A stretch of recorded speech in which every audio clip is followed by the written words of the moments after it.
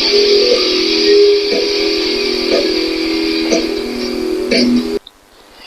everyone, welcome to Logan Smosh Pig. Glad to have you here. Do me a favor, please subscribe if you haven't already. Gather round bookworms, because the time has come for a new episode of Rock and Read. Today, we'll be reading chapter 25 of It's So Easy and Otherwise by Duff McKagan. Without further ado, let's see what chapter 25 is all about. The shows in Rio should have marked the triumphant beginning of a new phase in the history of the band, but instead, it felt as if Guns N' Roses had somehow changed from a band into a traveling extravaganza in which we each just played a more or less independent role.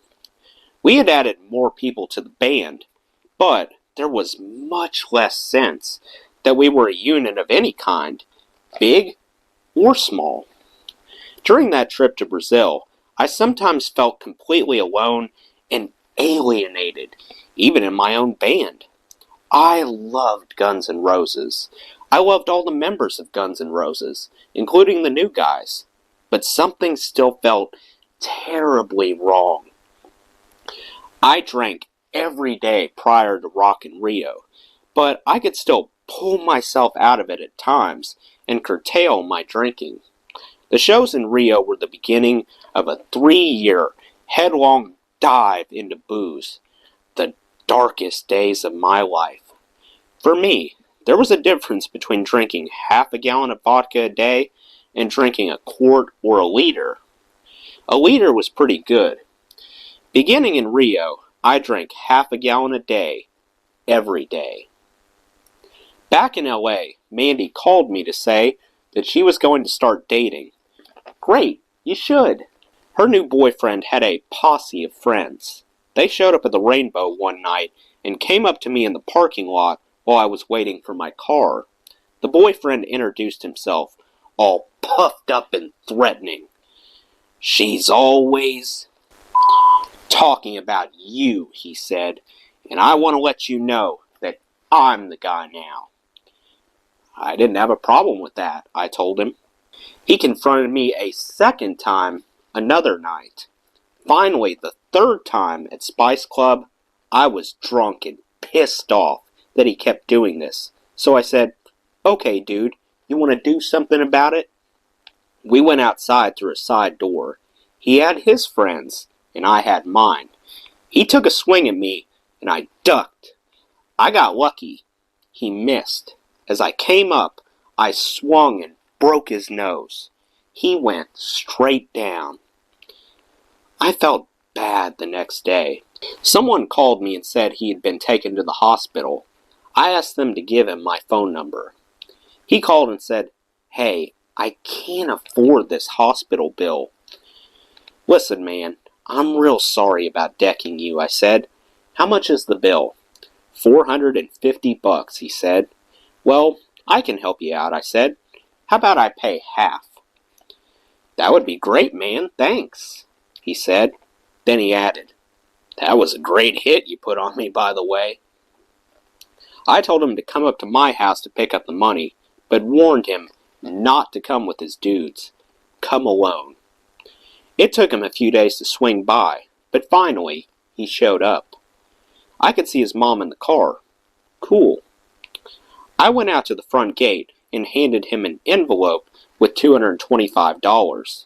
At the same time, he handed me an envelope and started running back down the street. Huh? I opened it. He had served me. He was going to try to sue me for $1.25 million. I had given my word that I would pay half his bill. I had apologized, and that's what I got? It pissed me off. I was paranoid as usual from all the coke. I called management and told them. In the end, it went to arbitration, and we settled for a few $1,000s. From then on, I wanted to hurt anyone who crossed me at any club or concert. In my mind, I was still fighting for righteous reasons, not just to hurt people, but to protect, to make bullies stop doing bad things. But it's pretty clear in retrospect that I was taking out aggression about the situation with the band. I would find offense in the stupidest little things, and then I'd just flip and go street. Management quickly set up a security detail to follow me around all the time.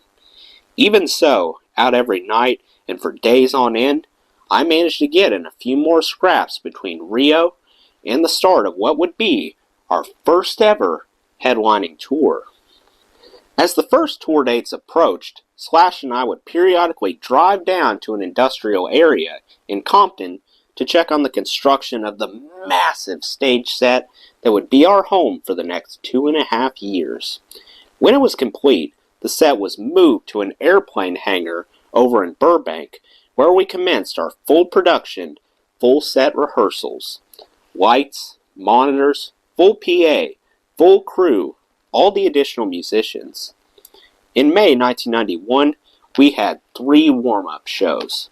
We were ready to go, but the torturous process of mixing the Illusion records was still dragging on. We were forced to start the tour, a tour meant to support these albums, several months before there was even a release date for the records.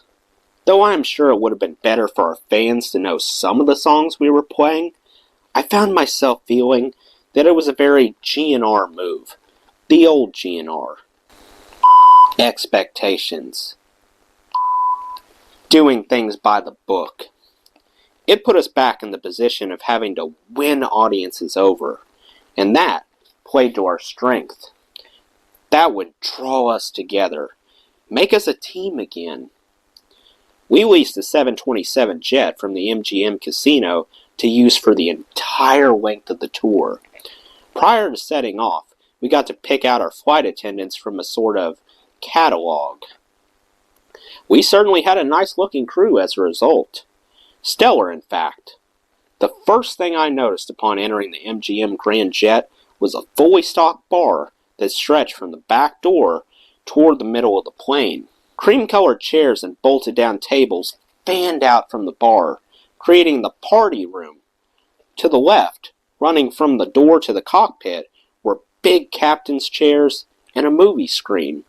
I hardly went up there for whatever reason. It was too exposed and open. In the back were staterooms reserved solely for the band members. Except Izzy. Izzy traveled on his own. He was still keeping his distance. Each stateroom had a door, curtains, a fold-out bed, a dresser with a mirror, and a TV. As the plane taxied out onto the runway for our first flight, Slash and I repaired to one of the staterooms and smoked. I remember watching the smoke curl up into the air vent and thinking, this just seemed logical. Of course we can smoke on here. It's our plane. I looked at myself in the mirror in the midst of a rock-fueled rush. This is going to be so awesome. Well, that wraps up Chapter 25. Let me know what you thought of Chapter 25 in the comments below. That does it for today's video, guys. I hope you enjoyed. Make sure to like, comment, and subscribe if you haven't already. I really appreciate the support. I'll see you next time. Till then, rock on.